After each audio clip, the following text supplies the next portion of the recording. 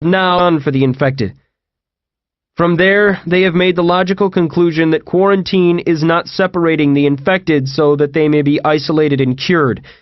They are being separated and concentrated in one location so that they can be wiped out in one step, just like amputating an infected limb.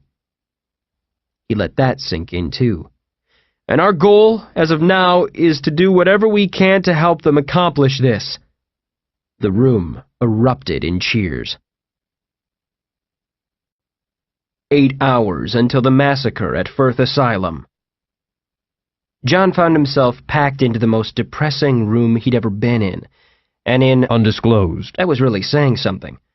It was a gymnasium in the depressing old Firth TB Asylum, a building that had been old, abandoned, and almost certainly haunted since his father was a kid. Inside, the place was even more of a rotting, mildewing shithole than out. The long boards in the old gym floor had warped and curled up over time, creating a rippling floor that, if painted blue, would look like the surface of the ocean on a windy day. He didn't see Amy there, but he wouldn't have even if she were. There were partitions with curtains set up to divide the gym into dozens of little rooms containing cots. Teams of guys in those spooky Darth Vader spacesuits were rolling a cart from one room to the next, taking blood samples from everyone. John wondered what exactly they were checking for. He wondered what his blood alcohol level was. John's hands were still bound behind him. Everybody else was getting a standard checklist read off a clipboard. Are you having hallucinations? Any unexplained urges or mood swings? Are you experiencing any unusual sores or lesions in the mouth area? But they came back to his cot twice after his interview, asking him his name, asking how he knew Dave and Amy, and so on. Finally, they asked him if he knew Amy's whereabouts, and John felt a Gatorade bucket of relief get dumped over his head. They don't have her. On the fourth visit, they brought a white spacesuit that contained a smiling, gray-haired guy who John instantly disliked. "Hello there, John. I'm Dr. Bob Tennant. How are we today?" "I know you somehow." "I don't believe we've had the pleasure of meeting, but I know your friend David." Right. You're his crossbow therapist." Tennant grabbed a rolling office chair and dragged it over. He sat on it backward, straddling it so that he could cross his arms over the back in a casual, folksy way, which looked absurd in his huge, bulky, hazardous material suit. He pulled out a device with a series of clips dangling at the end of thin wires. "Your left hand, please." Tennant clipped the 5 clips to John's fingers. At the other end of the wires was a box with a small screen. Tennant punched in some settings. Was this thing going to give him a manicure? "Now, please, answer the following questions honestly. They might seem odd to you, but reading your reaction will give us vital insight into your condition." John said, "Whatever. Wait, you said no, David. Present tense. Is Dave still around?" "We'll explore that in a moment.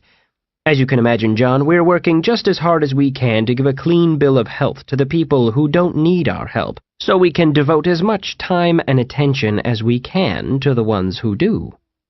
"And by help, you mean throwing them behind that goddamn prison camp you've built next door?" "You feel what we're doing here is unethical." "Is that some kind of a joke? You can't tell me the government knows what's really happening here. We have rights and shit." "Why do you say that?" "Why do I say there is such a thing as human rights? Wait, what is all this? Who are you?" "You understand the irony of you asking that question, when my entire role here is figuring out who, or what, you are. You and the rest of the patients in this facility." "We have rights either way." "Human rights. Yes, but you may no longer be human." "Jesus Christ, look at me! You know damn well there's nothing wrong with me. I'm sitting here having a rational conversation with you, in English."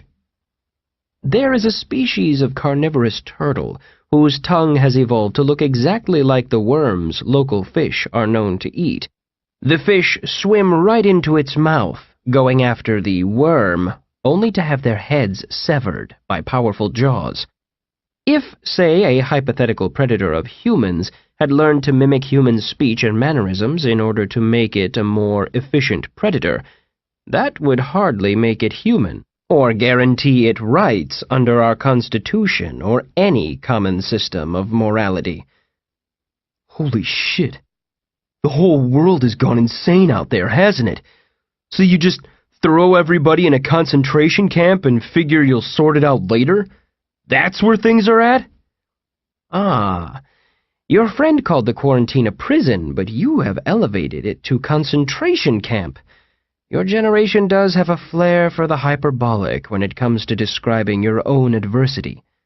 Wait, so you did talk to David? So he's alive? Tennant looked up from his readout and said, "Let's explore that. That'll be a good jumping-off point for us. If David were here but was infected, would he still be David?" What? Say his personality remained exactly the same, but the parasite caused his head to transform so that his face was replaced with the face of a leech, complete with circles of tiny teeth for sucking human blood. Would you still consider him to be your old friend? Are you saying he's infected, or are you just fucking with me? Instead of answering, Tennant studied the screen on the device hooked to John's fingers and made some notes on his clipboard. Good. Now let's say the opposite happened. Say he still looked, spoke, and acted like David, but was, in reality, an inhuman predator. How would that make you feel? Please answer. Are you serious? Please, we have a lot of patients to get to. It would make me feel bad. Tennant nodded and checked something off of his clipboard. Now, let's say that he was not infected, but was sent to quarantine with hundreds of people who are, and that their infection has dissolved the part of their brain capable of making moral decisions.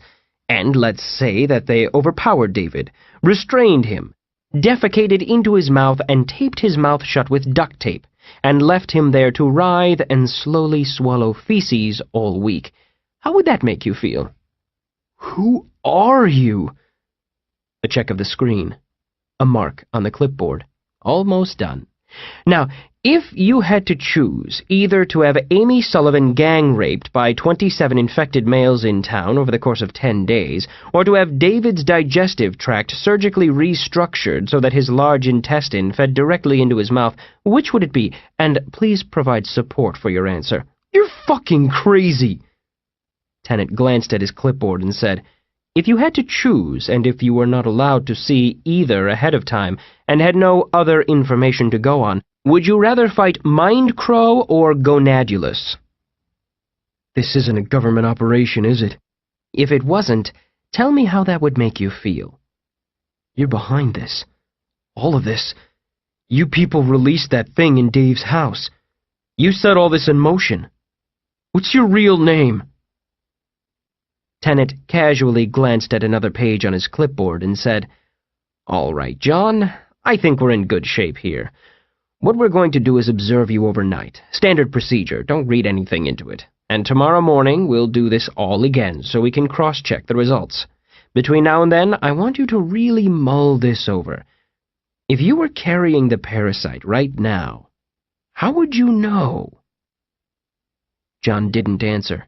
Tennant stood, pulled the clips from John's fingers, and as a goodbye said, "You are now aware that your lower jaw has weight, and that it requires effort for you to hold it up. Good evening." 7 hours until the massacre at Firth Asylum. Amy was in the Zombie Response Squad's headquarters, a.k.a. an old RV Josh inherited from his parents. Parents who Amy suspected were fairly rich. One wall featured a rack of 5 guns that Amy had never seen outside of an action movie or video game. Josh insisted on showing them all to her, and the footlocker of bullets and shotgun shells they had stockpiled. She nodded and tried to act impressed, but she had no idea what she was looking at. The guns all looked like they would knock her over if she tried to shoot one. Josh insisted this wasn't the case and that he would show her how to shoot if she wanted. He asked her if she wanted anything to drink or to eat or, anything else, because he was there for her.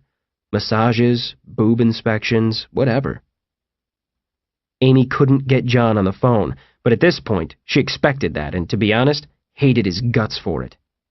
Josh was on his laptop now, showing her a map of undisclosed that somebody was updating with zombie sightings. There was a big red blob in one corner, and Amy asked if that meant there were a lot of zombies there, or if there was just one flamboyant zombie who was really easy to see. That's the hospital there. They've fenced it off and used it as a quarantine. They've got the place built up like a supermax prison now, but it got so bad that not even the CDC staff could stay inside it. Now it's a dumping ground. When somebody in town turns up infected, they move them there, behind the fences. So that area is pretty much 100% infected, because if you're not, but they stick you in there anyway, well, how long are you going to last? But they don't know for sure who's infected and who's not? Right. So, if your neighbor or whatever calls them and says they suspect you are infected, you get dumped into that camp or whatever? Which is full of hundreds of people who are infected and have turned into monsters and stuff? That's what we're hearing, yes. Oh, wow. That's like the worst thing I've ever heard. That's what I was saying at the meeting.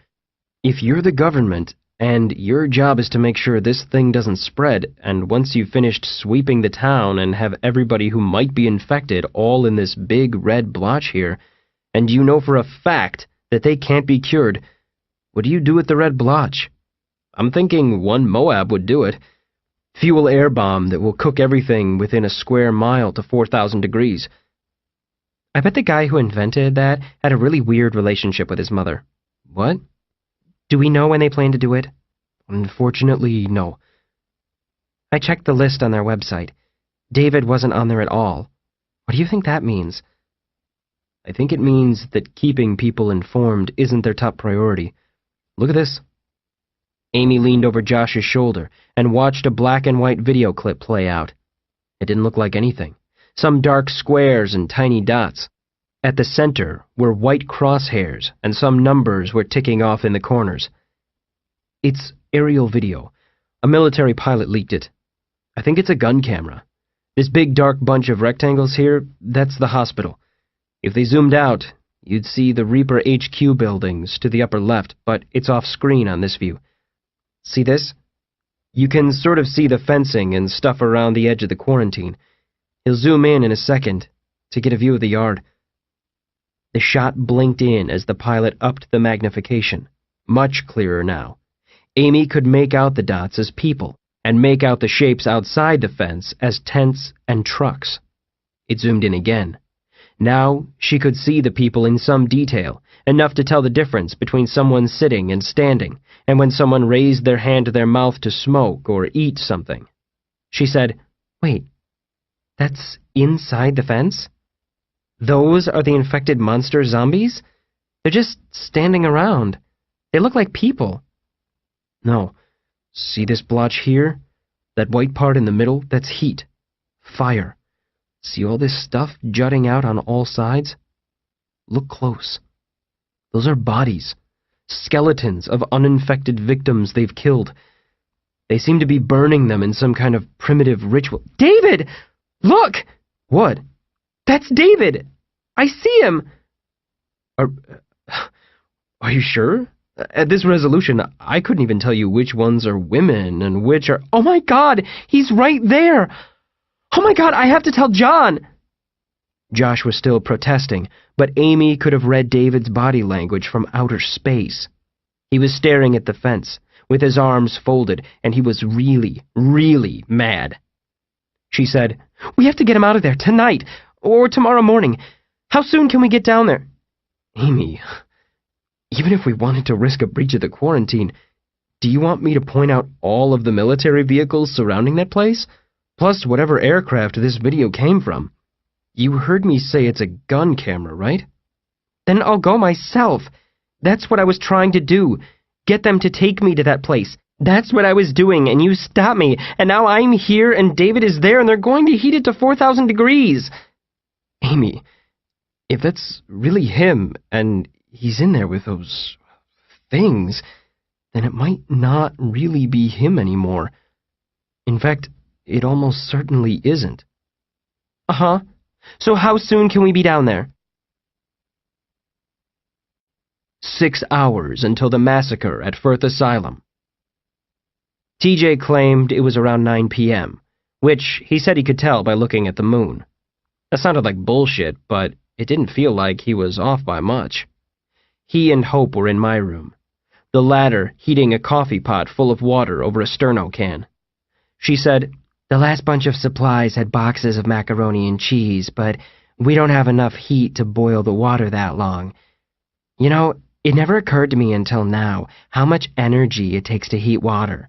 I mean, I've had science classes and I understand that's why they use water to put out fires. But like, when you're at home, you don't think about it. You run a hot shower or let hot water run in the sink while you brush your teeth, and you don't realize that somewhere down the line, it took like several pounds of coal to make enough electricity to heat it. We are so wasteful." TJ said, "God damn it, Hope. Why'd you have to mention hot showers? You waging a psychological torture campaign against me tonight? Don't know what I did to offend you." She dipped her finger in the water. "Okay, we got 2 flavors of ramen, and they both taste exactly the same." There was a moment soon after that, as we sat around the room eating noodles out of coffee cups, hearing muffled conversation from the hall, when everything seemed normal again. We could have been camping. I felt a strange sense of calm and realized what I was feeling was the release of responsibility. Nobody expected me to be at work the next day.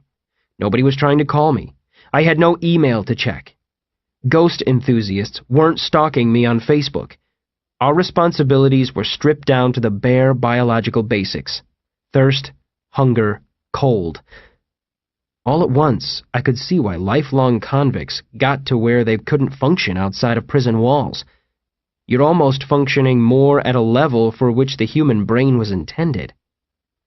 I asked TJ, "What's the deal with the colors, the red and green? How'd we wind up on teams?" "Well, that's the thing.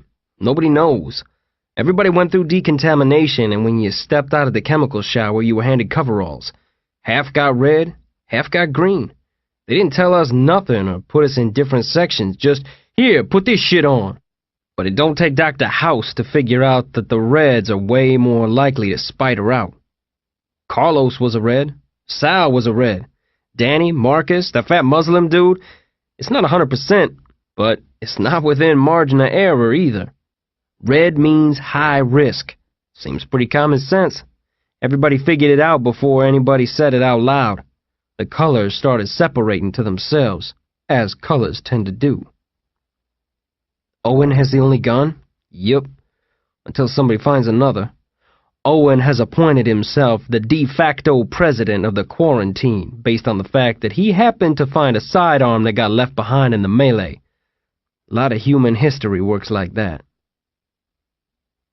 We had boarded up the broken window, but could still hear the bonfire crackling down in the yard.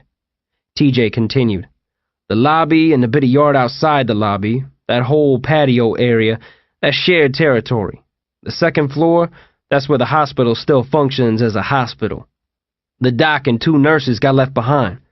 They're treating the sick. The regular sick, you know. People keep cutting themselves on broken glass. About a dozen people got them nasty shits that's going around. You ever talked to the doc, by the way, since you've been back?" "No, tomorrow." I had a thing about doctors, for a very good reason. TJ continued, "So then the 3rd and 4th floors are all red territory. We're here on the 5th and up. Those are the green floors. The 2 sides. We don't shoot each other on sight, but it gets tense, as you saw. And you can tell which side has a gun by who got the lower floors." "Why?" Hope interjected, "No elevators. Nobody wants to tromp up and down a million stairs to get to their room. Everybody would prefer to just pile down at the bottom. Owen declared his people got the good floors." I said, "Why did I wind up back at the asylum?" TJ shrugged. "Like they tell us. Loudspeaker came on and said you needed to go to the gate.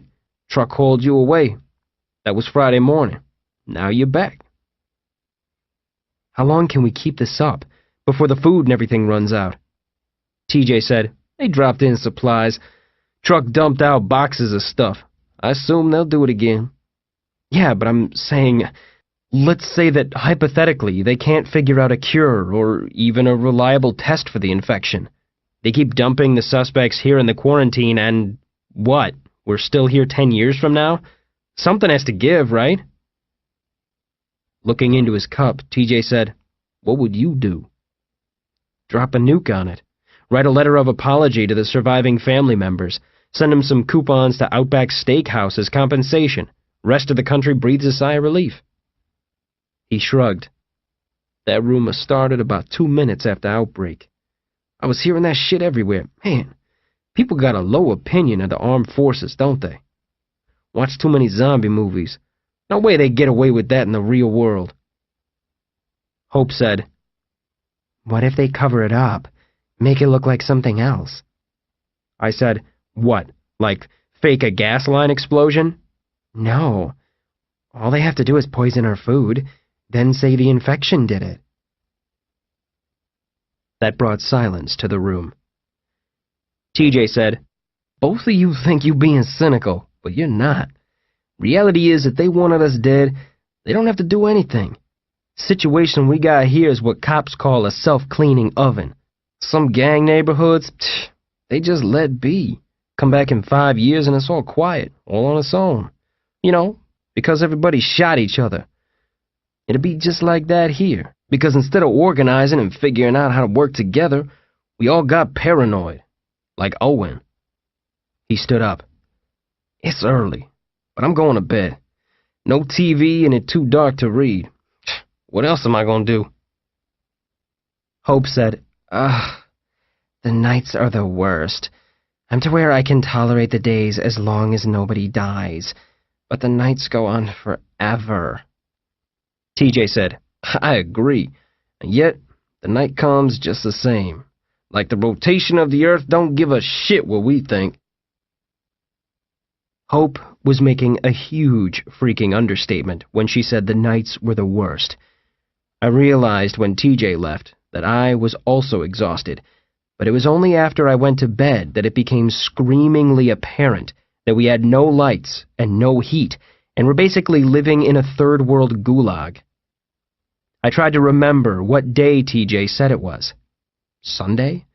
So the rest of the country was probably watching Sunday Night Football. Or were they? Maybe it was like this everywhere. Everyone in America huddled in the dark, waiting. TJ and Hope left the room to me at bedtime, so I guessed it was my room. I wrapped myself up in as many blankets as I could find. I knew exactly where to find them, just as I knew where to find the hunk of particle board we used to cover the broken window.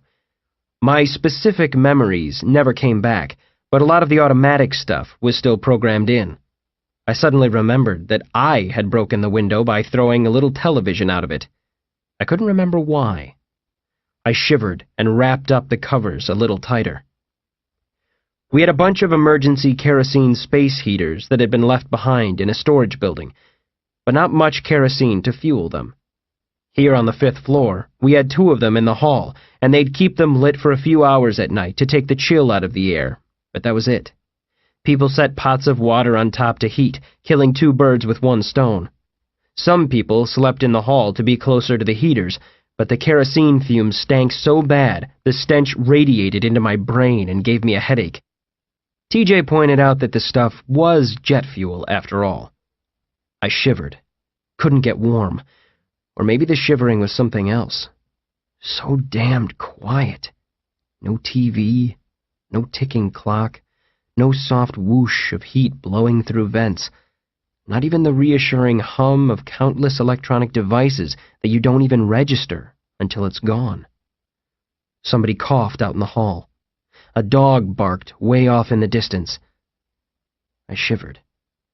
I remembered getting into a drunken argument with a guy about American prisons. Him talking about the injustice of the system. Me talking about how it's ridiculous that we spend 40 grand a year per inmate to maintain what are basically super clean hotels for rapists and crack dealers, complete with a computer lab and TV room and pool tables. But now I understood what he was saying. That knowledge that you can't leave, it's a twisting knife in your gut. All I could think about was that razor wire at the top of the fence, meant to slice your hands down to the tendons if you tried to climb over. My own government put that there, with my hands in mind. Those hundreds of vicious blades hanging 15 feet over the bloodstains and brains in the grass of the last guy who tried to climb up. But even prisoners knew when their sentence was up. They could tick off days on a calendar, feel themselves progressing toward freedom. But this place? They could keep us here forever. Or poison our food, like Hope said. Or starve us out. Or let the drone operator use us for target practice. Or fill the yard with nerve gas. I shivered. I couldn't stop. I laid on my side and brought my knees up, trying to control it. Where was Amy right now? Could she have gotten out of town? How the hell could she? The way they were locking the place down at the end there. I thought I'd lay there, shivering, staring at the wall until the sun came up. I could sense no sleep on the horizon. But when I heard footsteps in my room later, I realized I had drifted off. I didn't move. I pulled open my eyes and stared at the wall. I heard nothing. Decided I dreamed it. My eyes slipped shut. My bed shifted. Weight. Gentle, settling in. I thought, Hope? She was friendly earlier, but were we friendly? Holy shit, was that possible? I wouldn't think I'd do that to Amy, but here, alone in this cold place, would I turn down a warm girl and soft skin and the chance to do the one thing that would let me forget all this? I admitted I didn't hate the idea. I stayed frozen on my side, not sure what to do. I thought about reaching back, looking for a thigh or a hip, casually, just to see who was there. I wondered if I would find her naked. An entire separate part of my nervous system roared to life at the thought. I moved my hand, slowly. My heart was pumping. Now watch, you'll roll over and it'll be TJ wearing a tiny leopard skin thong. I reached out and rolled over at the same time. I grabbed a handful of red fur. Molly. Note: do not ask the author how the details of the following sequence of events were obtained. The explanation would only leave you more confused and dissatisfied than would any theory you could come up with from your own imagination. Experienced pet owners know that if your pet ever goes missing, the first step is not to panic. The vast majority of the time, the pet will simply find its way back home on its own. Molly knew this, so she hadn't been all that concerned when her male human first went missing 9 days ago. In the beginning, things had been in a general state of agitation everywhere Molly went, so she figured it had something to do with that. That was the day all of the people had been shouting at each other, and running and falling down. It was hard to find a place to sleep quietly, but eventually she found a shady spot between 2 buildings, and she curled up in the shadow of one of those huge green boxes humans use to store their extra food. This one had some great-smelling poultry in it, maybe 4 or 5 days old, but those boxes were hard to get out of once you got into them, and she wasn't hungry. She had just eaten the rest of the discarded meal that her human had forgotten to give her the night before. What passes for language among dogs, made up mostly of a lavishly detailed sense of smell and a well-tuned but cautious sense of empathy for all living things, cannot be translated neatly into English. But if it could, the closest translation of Molly's name for her human, the one other humans called David, was meat smell. His breath always smelled like meat. Always, as if he had just eaten some recently, no matter when you encountered him. To a dog, that spoke of an awe-inspiring accomplishment. She was proud of Meat Smell's ability to always have access to such riches. She knew she had taught him well. But she also knew that Meat Smell was always getting confused. Molly knew that he couldn't look after himself, and that he depended on her. She guarded his house every night, keeping all of the predators and bad guys at bay. She sometimes let him pet her, feeling his stress and agitation melt away as he did so. She also kept dropped food picked up off the floor, and fished out the edible items when he would accidentally drop them into those big flimsy bags and take them out to the yard, where anyone could get them. Molly was certain that Meat Smell would not last more than a day or two on his own. On the evening of that day, the day when everything went wrong, Molly had woken up after dark, the hard ground having grown cold under her. It had started to rain a little. She made her way back toward home, but that took a long time. She kept having to stop and investigate smells. There was smoke that stung her nose everywhere she went. Things were burning here and there, and she knew that could not be good news because the humans were already riled up. When things started catching on fire, that rarely calmed them down. She had stopped and sniffed a patch of fresh blood, and the freshly dead human laying next to it in the rain. A little way down the road, she stopped and smelled another one, sniffing around where some of its insides had spilled out onto the ground. She got closer to her home, and there were several such people laying around, with parts separated and some burned up. One of them was very small. None of them were Meat Smell. She would have known that from far away. The smoke smell was here, too. There was no fire now, but there had been recently. Now everything was just smoky and cold and wet. She went into the house because the door was open, and went right to her food and water dishes. It was all wrong. Everything was all black and twisted. Her water dish had water in it, but it was rainwater that tasted like smoke. There was no food in her dish at all. That is when she knew Meat Smell was in trouble. He would not forget food time. If he had forgotten to feed Molly, who knew how long it had been since he had fed himself? It was then that Molly had noticed that it was still raining on her as she stood over her bowls. This wasn't right. The wind was still coming in, too. Where was the warmth and light and the endless food smells? She went looking for her bed, but even it was cold and wet and strangely flat. She couldn't get comfortable. She hated sleeping in the rain, and trotted around outside the house until she found the small entrance to the space under the floor where she sometimes went when she didn't want to be bothered. It was nice and dry and shielded from the wind. She curled up on the dirt and drifted off, deciding that if Meat Smell came back soon, she would let him sleep down here too. Light poured into the entrance to her sleeping spot, and Molly instinctively moved to go somewhere darker. But then she realized Meat Smell still was not home, and that he was probably somewhere scared and hungry and waiting for Molly to come get him. Molly went on the hunt.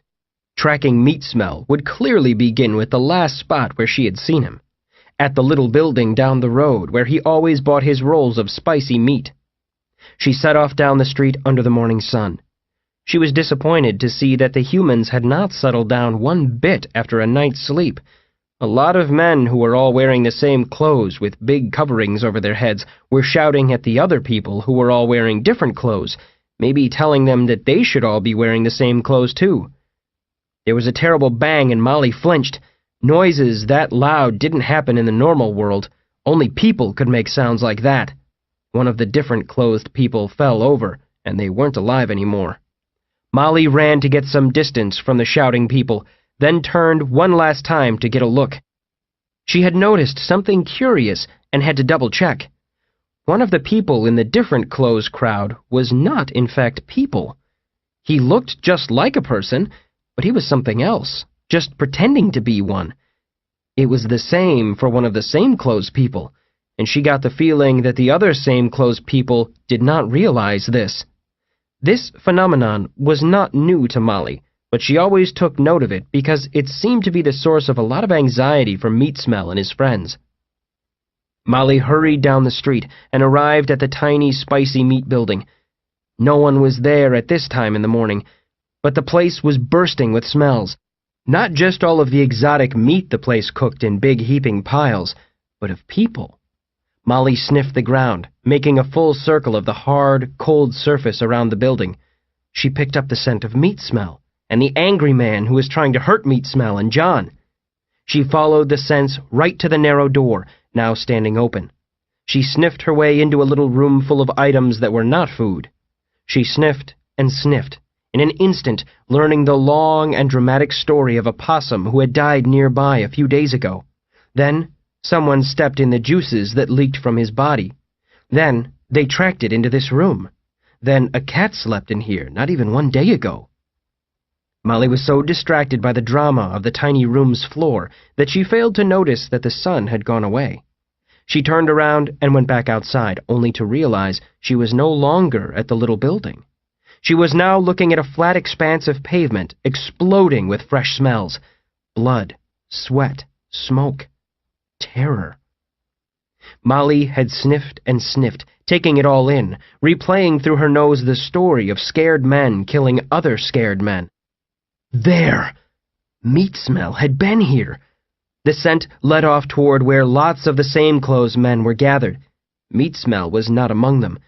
There was a fence that went both ways as far as Molly could see, and she sensed that meat smell was on the other side.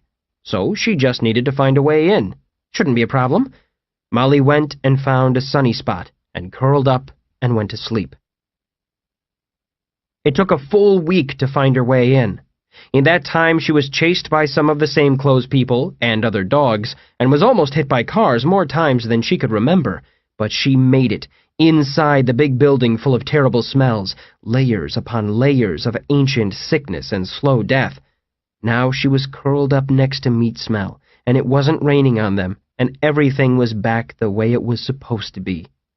She fell into a deep sleep inside this huge building full of anxious and tired people, many of whom she noticed were not really people. 4 hours until the massacre at Firth Asylum. John had lost track of how many consecutive days he had woken up not knowing where he was. This place was full of people and echoes and creaky boards and mold. Someone was shouting at him to wake up. He sat up on the cot, and the first thing he saw was one of the terrifying Darth Vader guys holding a machine gun. John thought, "Oh, right. It's this bullshit still." 2 spacemen surged forward and lifted John off his cot and took him roughly out of the gym and into an old shower room covered in ancient chipped tiles held together by mildew. John half expected to see a dozen naked men in black space helmets snapping towels at each other. Instead, he found himself alone. The long, dry shower room now piled high with boxes of rubber gloves and syringes and trash bags and every other thing. He was alone for 10 minutes until he was joined by, "Detective Falconer! Shouldn't you be wearing a spacesuit?" Falconer was wearing his street clothes, jeans, a black turtleneck, and an empty shoulder holster under his armpit. Cowboy boots, little bit of beard stubble. John wondered if the guy would walk from one end of the street to the other without winding up covered in bitches. Falconer said, "A suit wouldn't help, would it?" "Might buy you a few seconds. Where's Amy?" "Who?" "Dave's girlfriend, redhead, only one hand. They snatched her up, both of us. But I think she got away. They don't seem to know where she is. I don't know if she's in town or didn't see her." "What about Dave?" "I can ask, but they won't tell me either way." "Because you don't work for the CDC. Does this shit look like the CDC to you? You see what those guys were wearing? What they were packing? No, they're not CDC, and I'm not one of them. I'm being processed for infected, just like you. I turned myself in. I got them to let me talk to you because I said you might have information, but when we're done, both of us will get tossed over the fence down at the hospital, and it sounds like nobody comes back out of there." "You turned yourself in? Great plan you had there, detective." "I'm really trying to restrain myself here. Do you understand? This all happened because of you 2 shitbirds. Man, fuck you. I don't think Dave made it out. Did you know that? I'm pretty sure he got his brains blown out when everything went bad. Or if not, they got him after shit went to hell. Either way." "Well, I'm sorry if that's true. But I can say that I don't know that to be true either. Some people were killed in that first round of riots, but I never heard that he was among them." John shrugged. But none of this is my main point. Falconer moved to a spot where he could see the gym from where he was standing, making sure nobody was close enough to listen. My point is, I've seen everything I need to see in here, so I figure that instead of rotting in their quarantine, I might as well get to the bottom of this and save the world. John stood up. Now you're talking! Don't get excited. If I think you can help me, I'll get you out of here too. But you have to prove you can help me first. John sat. Okay, fine. Want me to show you some karate, or... I watched both of you go into a door at a taco stand and not come back out. Where did you go? To a construction site outside of town. How? Magic door. No, seriously, don't get mad. The door is magic, it's not my fault. But it didn't work for me. And if the illegal aliens that got manning the grill at that place go through the back door, they're not gonna wind up outside town. Correct. Neither will most other people. Me and Dave can do it. So can some other people around town. They're the ones who built the doors. We just stumbled across them. Doors. There's more than one? Yeah, they're all over. And who are these people who put them there? We'd love to find out. They're very well-funded and very powerful, and they dabble in weird shit. They're also almost certainly the people responsible for this outbreak. Which, as Dave tried to explain to you, is the work of invisible monsters. I think that tenant guy is with them. He has that vibe. A few days into this situation, CDC, military, everybody pulls out and this new agency, Reaper, sweeps in. They got all the right equipment and all the right training for this exact thing, and nobody has heard of them before. John shrugged as if to say, sounds about right. These guys... the ones you say are behind this. Do they do anything else other than build magical doors and monsters? I'm having a little bit of trouble figuring out how they make money off that. Dave thinks the monster stuff is a side effect, an accident. He thinks they're experimenting under the table with the door stuff, quantum teleportation or wormholes or however they do it, and that when they started dicking around with the fabric of space-time and dimensions and so on, weird shit started leaking through from, other dimensions or wherever they come from. But the stuff that came through, don't think of it as just animals that run around biting people. Some of it is intelligent, super intelligent maybe. Dark shapes, like ghosts. John could tell from Falconer's face that he was losing him. Detective... all this stuff I just said, we didn't just fill this in with our imagination. We've had encounters here and there. Stuff has leaked out from inside the operation. We look like a couple of assholes, but Dave has actually worked really hard to put this together. And you've seen enough weird shit in your time here to give us just a little bit of the benefit of the doubt. These people, you think they're part of the government? I think that when the government comes to investigate something that goes down here, these guys can make some calls and that shit just disappears. Cases get closed. Also, they've been around a while. Stories about this town go back as far as the history books go. Maybe forever. What's so special about this town? Don't know. Maybe there's some kind of electromagnetic conditions that make it ideal for whatever it is they do. Maybe they just got a good deal on the land. Who knows? And what's so special about you and David? Why can you use the doors? Why can you see the monsters? Short answer, we're magic. Longer answer, he and I took a magic potion that gave us the ability. The longer still answer is that a drug hit the streets. Looks kind of like molasses or motor oil that hasn't been changed in a decade. The dealer was calling it soy sauce. You take it, and you change instantly. The veil comes up off your perceptions. When you're on it, the first few hours, you're like a fucking demigod. You can slip through time, space, unlock the mysteries of the universe and shit. Then you come down and you feel normal again, but some of the effects are permanent. You become a member of the club. That drug, it came from these people, right? All the weird shit comes from them? Yeah. You have any of it left? The drug? You don't want to take it. It kills 99% of the people who come in contact with it, mostly in gruesome ways. The dealer who sold it to me, They found him splattered on the walls of his trailer. But in answer to your question, yes, we do have some of the soy sauce left. Where? I'll take you to it. No bullshit, but we gotta get out of here first. I agree. And I'm gonna take a wild guess and say that they're not gonna agree to release us, even if you wave your badge at the dude guarding the door. Falconer said, You're right, for once. But I don't know if you realized it. But these assholes picked the single most fucked up building in a 100-mile radius in which to set up their ad hoc HQ. They have generators in the parking lot and power cables draped through windows and boxes stacked everywhere. I'm thinking they have not had time to work out exactly what they would do in the event of something unexpected, like a fire. We're totally on the same page here. Let's burn this shit down. Falconer closed his eyes, let out a steadying breath, and said, No, we just need some smoke. Enough to make them go through the process of carefully moving all of these patients and staff and shit out of the building. All those guys in their bulky-ass spacesuits tripping over cables, patients trying to escape. And in the confusion, we slip away. Now, if I go out there now and occupy as many staff as I can with some ruse, do you possess the resourcefulness to sneak away and create a nice, smoky, but controlled fire in a trash can somewhere, without fucking it up?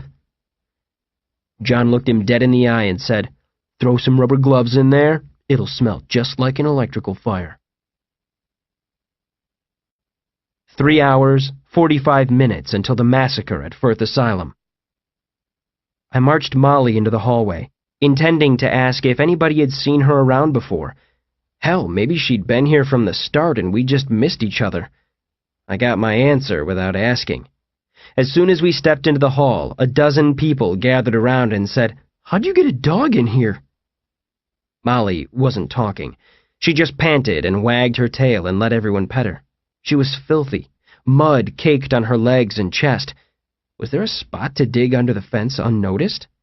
Both fences? It only took 10 minutes for word to filter down to the yard, and for Owen to call a meeting, because apparently he could do that in his role as only guy with a gun, according to Robert's Rules of Order.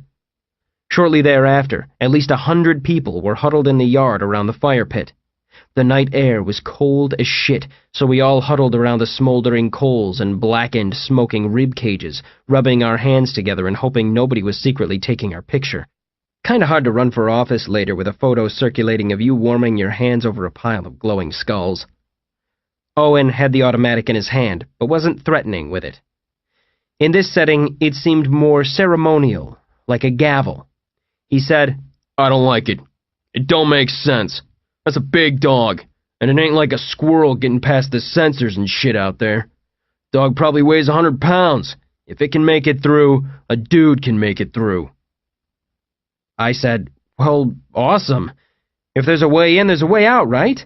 Maybe there's a place you can dig under the fence after all, out of sight of the— Dipshit! Interjected Owen. We have been around and around that fence. It's all we got to do all day, bro. No, there ain't no good place to cross the fence. There ain't any storm drains. There ain't any big sewer pipes like in the damned Shawshank Redemption.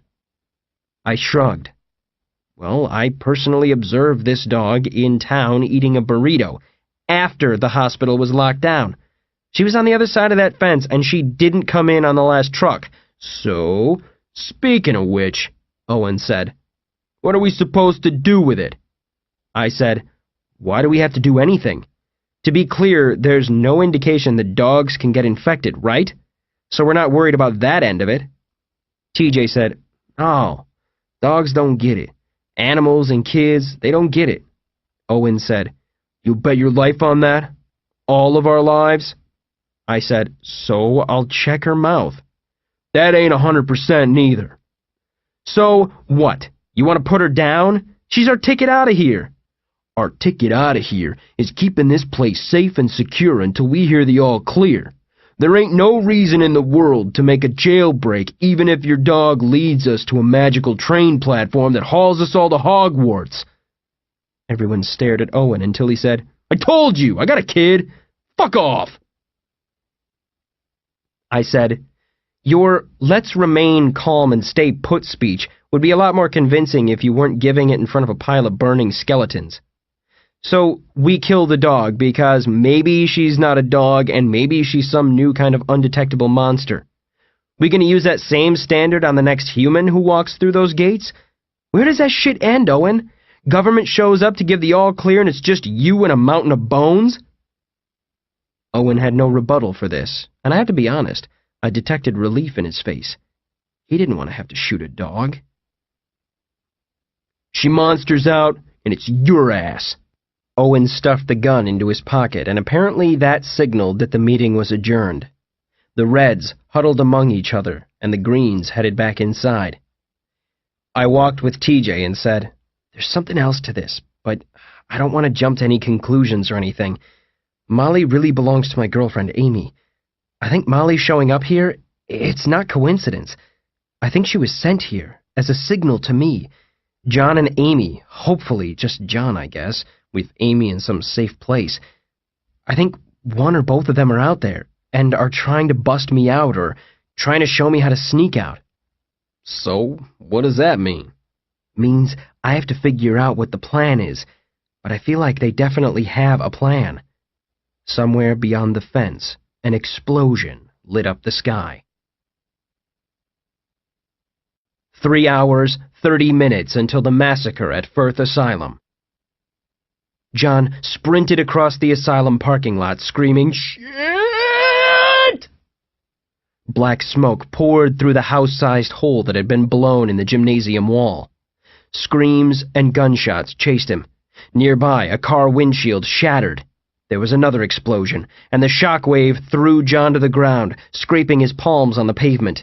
Falconer grabbed the back of his shirt and yanked him to his feet. They made it to the Porsche, parked a block away, and 10 seconds later were tearing through the streets of Undisclosed, drawing the attention of every gun-toting spaceman they passed. And there were a lot of them. Clusters of them seemed to populate every corner. Falconer growled, "That was liquid oxygen, dumbass! That's why those tanks had those huge orange warning stickers all over them. They use it in rockets." "I didn't know! Jesus! You didn't know oxygen burns? Where did you go to school?" "Here! Look around, it's a shithole!" The Porsche smashed through wooden barricades set up in the street, and on the other side was a ghost town. Broken glass in the streets, garbage piled on the sidewalk. The Porsche turned down an alley, and John realized what was crunching under the tires like gravel were brass shell casings from machine guns. John said, "Holy shit, is everybody dead?" "There's a 24-hour curfew outside the green zone. Inside those barricades we drove through, they've still got military doing foot patrols, but out here it's locked down. Nobody on foot, just armored Humvees making sweeps every now and then. Anyone seen roaming the streets out here is presumed infected and either shot or hauled off to quarantine, depending on how far gone they are." "Christ, how is that legal?" Falconer shook his head. "I've never seen anything like this in all my days. Everybody you see inside town, all hazmat suits, all the vehicles, that's all Reaper. Everybody else has withdrawn outside of town. If we turned right here, we'd eventually run into a Reaper cordon at city limits. Get past it, and you're in the dead zone. It's a 5-mile-wide ring around the city where nobody is allowed. All the houses in that ring have been evacuated. All the businesses shut down. Reaper patrols it in armored vehicles. It acts as a vacuum seal between the city and the outside world. At the end of the dead zone, you find the National Guard. I'm talking tanks here, rows of them. Guns aimed at the city like they expect Day of the Dead to come pouring out at them at any moment." Falconer pulled off into the yard of an abandoned house and parked in a spot behind the garage where the car wouldn't be visible from the street. He continued, "But you see what they've done? What the outside world knows about what's going on in town is only what Reaper tells them. There is no one else. All the phones are jammed. No news crews, no internet access. The military, they're on the other side of 5 miles of no man's land. Whatever the people are hearing, whatever the government is hearing, comes from Reaper. It's their show. John said, and I'm pretty sure at least one of the guys in charge is crazy. I'll agree with that assessment. Let's just say that I've heard some shit about what goes on in that asylum. John said, well, what now? We wait to make sure they're not still after us. I'm hoping the shitstorm you left behind back there makes us a low priority. They gotta get containment back in place first. John said, can we get to Dave's place? Are they guarding it or anything? Why would they? They would if they knew what was there. Falconer said, the drug, you mean? The soy sauce. Let me apologize ahead of time, Detective, because shit is about to get weird. 3 hours, 15 minutes until the massacre at Firth Asylum. Amy was about to explode. She didn't get mad often, and it took a lot, but once the pin on that grenade had been pulled, there was no containing it. This was something she had in common with David, though he didn't realize it. Amy's mom, back when she was alive, had said God had made sure to give her brother Jim all of the size and Amy all of the temper. He had been as big as a bear, but was always the voice of reason in an argument. The only time she had seen him fight, it was to defend her. Amy was literally less than half of his size, but had that grenade inside her. Her mom called it her Irish, as in, now calm down, your Irish is coming out, which, ironically, made Amy furious. Wasn't that racist or something? But the look on Josh's face right now, it was about to get all Irish up in here. We have to go now. We should have left 2 hours ago. Fine, you don't care about David. You don't care if he gets eaten by a zombie or burned up to ashes, but who knows how many more are in there? Women, kids, who knows? We have to get them out, as many as we can. Josh, not making eye contact, said, I totally understand you're upset, but we have to be smart about this. Mike and Ricky aren't here. They're helping their families move before the quarantine swallows this place. And I told you about Zach. He's got food poisoning. He's already in bed. That's 3 guns we're short, but tomorrow... Oh, for the love of... You know what you are? All of you? Children. Little kids playing pretend with toys. You've spent years obsessing about this, and now it's here. Much to everyone's surprise, it's actually here. And it's tomorrow, tomorrow, tomorrow. Tomorrow when the sun comes up. Tomorrow when the weather's warmer. Tomorrow when we have more help. When things aren't so bad. When everything is aligned just right so that there's no risk of anything bad possibly happening. Calm down. Screw you! Amy shrieked it, a sound that tore a hole in the air. Grenade, Amy, watch it. You want to sit here in your little fantasy, your little suburban womb with your laptop and your little clubhouse rubbing oil on your guns and congratulating yourself on how brave and strong you turned out to be in the stupid zombie war fantasies that play in your head. You're not a man. You're a boy. All of you. You're little boys because you choose to stay little boys. You don't become a man until you wake up one day and realize that today the world needs you to be a man. Josh, so help me. If you don't step up and become a man right now, people will die. Tonight, not tomorrow. He didn't answer. He had his MacBook open and was fiddling around with the touchpad, and he had that look on his face that had pulled Amy's pin. A mask of feigned nonchalance. It took practice to come up with that look. Somebody who had been shamed so many times that he'd adapted to simply never showing it, rather than changing to not do things he was ashamed of. She wanted to slap him, and slap him, and slap him. Amy, all I'm saying is, ah! Amy bent over and screamed at the floor. She didn't know what else to do. Mom was right. If the Lord had given her Jim's body, she would have thrown this kid through the windshield of the RV. Fine, she said. All I want you to do is give me a ride down there. Drop me off at the barricades. I'll figure out a way to get across. I'll figure out a way to find David and anyone else who needs help in there, and I'll figure out a way to get them out, and if I don't, then I will die. And that's okay, because while I'm dying trying to save the people I love, you'll be back here in your cocoon, playing your zombie video games and jerking off and dying with